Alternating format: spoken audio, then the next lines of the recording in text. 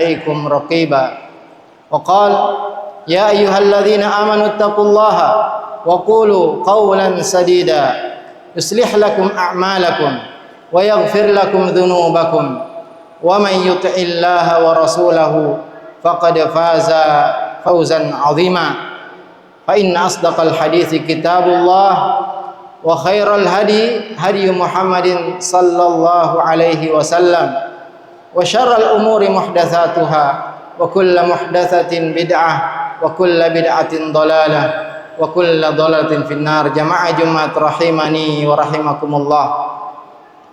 Mari kita senantiasa memanjatkan puja dan puji syukur kita kehadirat Allah Azza wa Jalla atas limpahan nikmat, karunia, hidayah, inayah dan taufiknya kepada kita semua. Nikmat yang terbesar adalah nikmat iman dan nikmat Islam.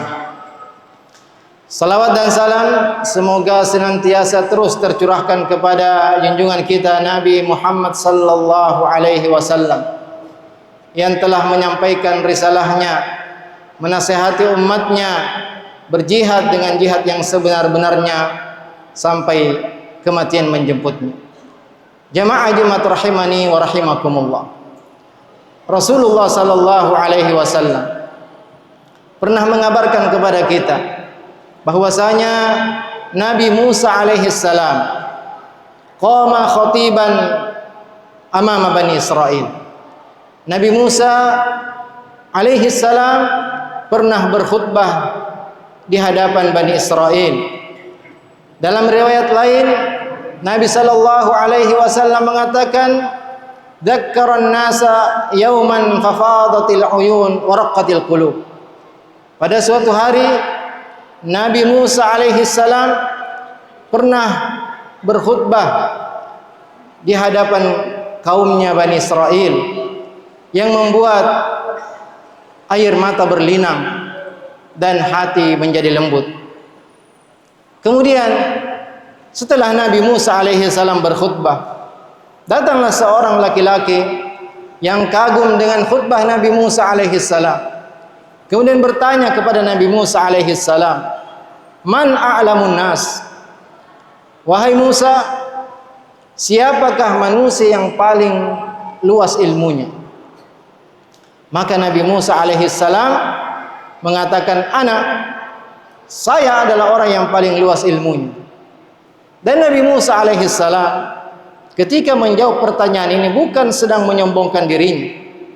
Karena di zaman itu Nabi Musa adalah nabi yang diutus oleh Allah Azza wa Jalla, yang diajak langsung bicara oleh Allah Azza wa Jalla. Maka yang diketahui Nabi Musa adalah manusia yang paling alim di zaman beliau adalah beliau sendiri. Kemudian Allah Subhanahu wa taala ingin menegur Nabi Musa. Karena Nabi Musa alaihi salam tidak mengembalikan ilmu itu kepada Allah Azza wa Jalla. Seharusnya yang diucapkan oleh Nabi Musa alaihi salam adalah Allahu a'lam. Allah yang lebih mengetahui siapa yang paling berilmu di zaman tersebut.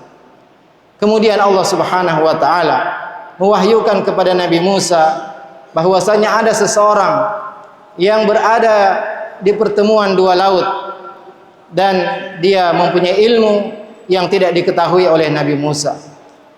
Maka Nabi Musa pun ingin menemui orang tersebut, dan Allah Subhanahu wa taala menyampaikan kepada Nabi Musa bahwasanya untuk bertemu orang tersebut engkau harus berjalan di tengah lautan membawa seekor ikan di dalam keranjang, dan apabila ikan itu lompat maka disitulah engkau akan bertemu dengannya.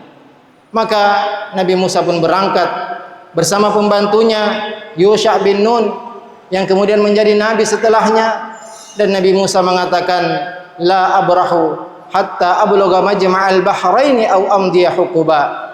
Saya akan terus berjalan sampai aku menemui pertemuan dua lautan, atau aku akan berjalan bertahun-tahun. Inilah semangat Nabi Musa alaihi salam untuk menuntut ilmu. Singkat cerita, ketika Nabi Musa alaihi salam bertemu dengan Nabi Khidir, maka Nabi Musa dengan tawadhu mengatakan, sungguhnya engkau mempunyai ilmu yang Allah ajarkan kepadamu, dan aku pun punya ilmu yang Allah ajarkan kepadaku. Maka Nabi Musa alaihissalam meminta untuk diajarkan ilmu yang diajarkan kepada Nabi Khidir kepadanya. Meskipun Nabi Khidir kemudian mengatakan bahwasanya engkau lan tastati'a ma'iya sabra, engkau tidak akan bisa bersabar bersamaku karena ada hal-hal yang engkau tidak bisa memahaminya.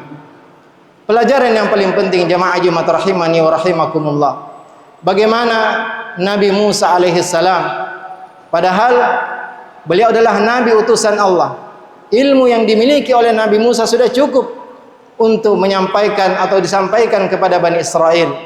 Tapi karena beliau mengetahui ada seorang yang mempunyai ilmu yang tidak diketahui oleh Nabi Musa, maka dia pun berusaha mencari orang tersebut. Padahal Nabi Musa alaihissalam di dalam Al-Quran dikatakan wa kana indallahi wajiha.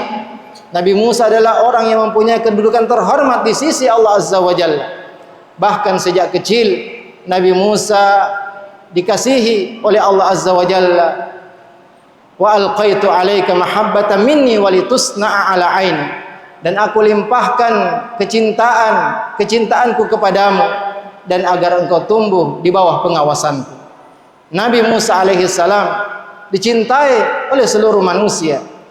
Nabi Musa alaihissalam sejak kecil dicintai oleh siapapun yang melihatnya. Bahkan Nabi Musa disebutkan namanya di dalam Al-Quran lebih dari 100 kali penyebutan. Dan Nabi Musa berdoa kepada Allah Azza wa Jalla agar menjadikan saudaranya Harun sebagai temannya dalam berdakwah. Dan Allah Subhanahu wa taala langsung mengabulkan permintaan Nabi Musa.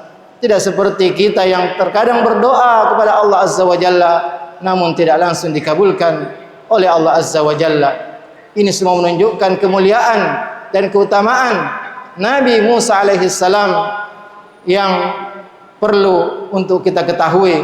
Jamaah Jumat rahimani wa rahimakumullah, Nabi Musa juga punya jasa besar terhadap umat Nabi Muhammad sallallahu alaihi wasallam. Karena ketika Nabi kita sallallahu alaihi wasallam dipanggil oleh Allah untuk disampaikan kewajiban salat 5 waktu, Allah Azza wa Jalla pertama kali menyampaikan kepada Nabi kita alaihi salatu wassalam bahwasanya salat itu diwajibkan 50 waktu sehari semalam.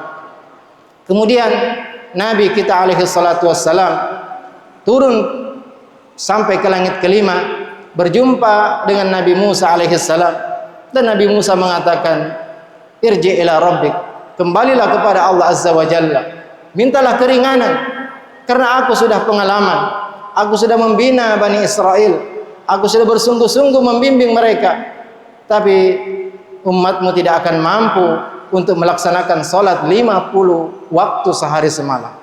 Maka Nabi kita alaihi salatu wassalam datang menghadap kembali kepada Allah Azza wa Jalla, kemudian diringankan menjadi 40 salat sehari semalam.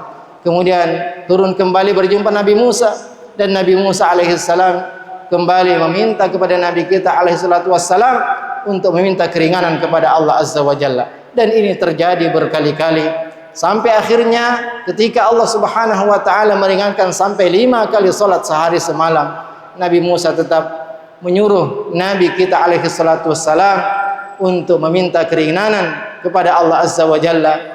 Tapi Nabi kita alaihi salatu wassalam kemudian merasa malu. Akhirnya salat 5 waktu inilah yang ditetapkan bagi kita semua. Jamaah Jumat rahimani wa rahimakumullah, pelajaran penting dari kisah tadi adalah kewajiban menuntut ilmu, dan orang yang menuntut ilmu itu akan selalu bahagia, karena Nabi sallallahu alaihi wasallam mengatakan talabul ilmi fariidatun ala kulli muslim.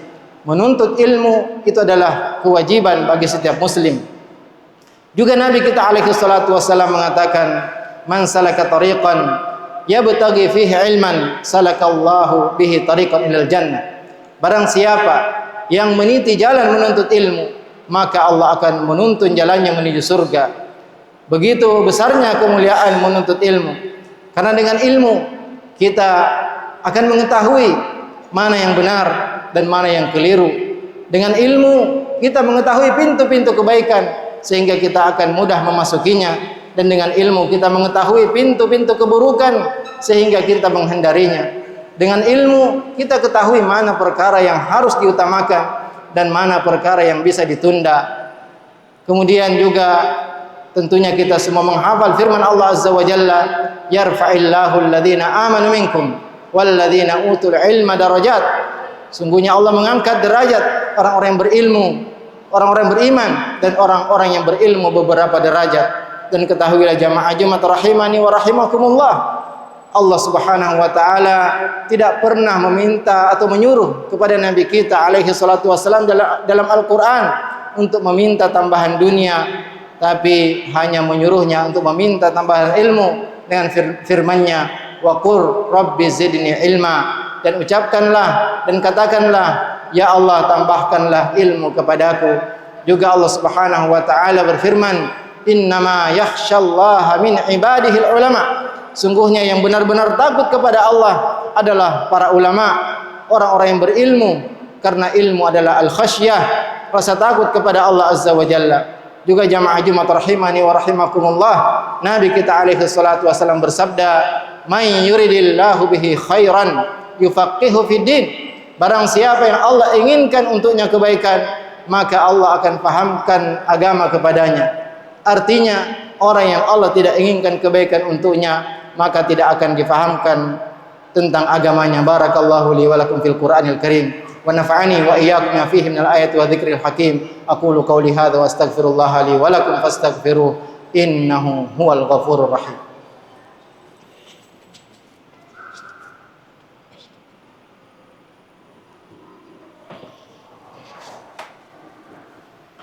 Alhamdulillahi ala ihsanih, wa syukru lahu ala taufiqihi wa amtinanihi, wa asyhadu an la ilaha illallah ta'ziman li sya'ni, wa asyhadu anna Muhammadan abduhu wa rasuluh ad-da'i ila ridwani. Allahumma salli wa sallim wa barik ala nabiyyina Muhammadin wa ala alihi wa ashabihi wa ikhwani.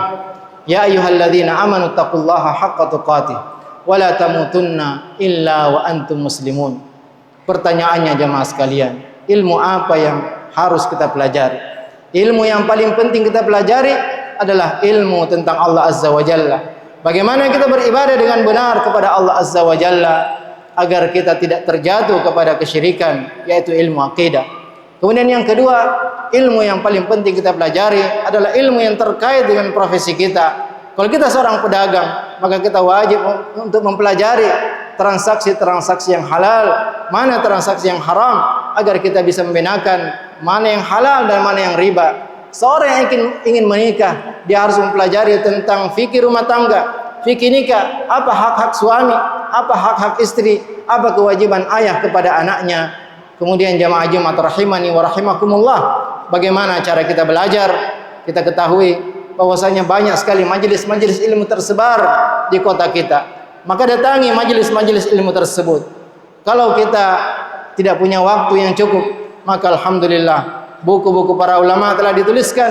Kita juga bisa bertanya kepada mereka. Semoga dengan hal ini kebahagiaan kita semakin bertambah dan petunjuk Allah juga semakin bertambah kepada kita semua. Dan ketahuilah bahwasanya Allah Subhanahu wa taala memerintahkan kepada kita dengan perintah yang Allah mulai dengan dirinya sendiri, kemudian para malaikatnya, kemudian kepada kita semua dengan firman-Nya, innallaha wa malaikatahu yusholluna 'alan nabi ya ayyuhalladzina amanu shallu 'alaihi wa sallimu taslima. Allahumma shalli 'ala Muhammad wa 'ala ali Muhammad kama shallaita 'ala Ibrahim wa 'ala ali Ibrahim innaka Hamidum Majid, wa barik 'ala Muhammad wa 'ala ali Muhammad kama barakta 'ala Ibrahim wa 'ala ali Ibrahim innaka Hamidum Majid. Allahumma a'izzal Islam wal muslimin, Allahumma a'izzal Islam wal muslimin, Allahumma a'izzal Islam wal muslimin, Allahumma adhilla syirka wal musyrikin, Allahumma adhilla syirka wal musyrikin, Allahumma ighfir lil muslimina wal muslimat wal mu'minina wal mu'minat al ahya'i minhum wal amwat.